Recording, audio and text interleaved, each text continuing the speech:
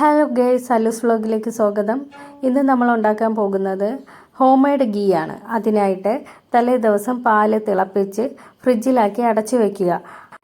പിറ്റേന്ന് രാവിലെ എടുക്കുമ്പോഴത്തേക്ക് അതിൻ്റെ മുകളിൽ പാട വന്നിരിക്കുന്നത് കാണാം.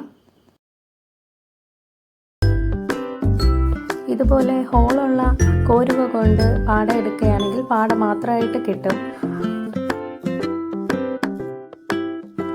കുറച്ച് ദിവസം മുന്നേ എടുത്തു വെച്ച പാൽപ്പാടയാണ്. അത് ഫ്രീസറിൽ തന്നെ വെച്ചിരുന്നു. അതിനുശേഷം ഈ പാൽപ്പാട മിക്സിയുടെ ജാറിലേക്ക് ഇട്ട് ഒരു 3 ഐസ് ക്യൂബുമായിട്ട് ഇട്ട് ഒന്ന് അടിച്ചെടുക്കുക. അടിച്ചെടുക്കുമ്പോഴത്തേക്ക് ബട്ടർ മാത്രമായിട്ട് മുകളിൽ തെളിഞ്ഞു വരും. അപ്പോൾ ഇതാണ് നമ്മൾ അടിച്ചെടുത്തപ്പോഴത്തേക്ക് കിട്ടിയ ബട്ടർ. ഈ ബട്ടർ നമ്മൾ കൈകൊണ്ടെടുത്ത് ഊരിട്ട് അതിലുള്ള ജലാംശം ഒന്ന് കളഞ്ഞതിന് ശേഷം നോർമൽ വാട്ടറിലോട്ട് എടുക്കാം. എല്ലാം അതുപോലെ ഒന്ന് ചെയ്യുക. ഈ ബട്ടർ ഒന്ന് ഉരുക്കിയെടുക്കാനായിട്ട് അടികട്ടിയുള്ള ഒരു പാത്രം എടുക്കുക.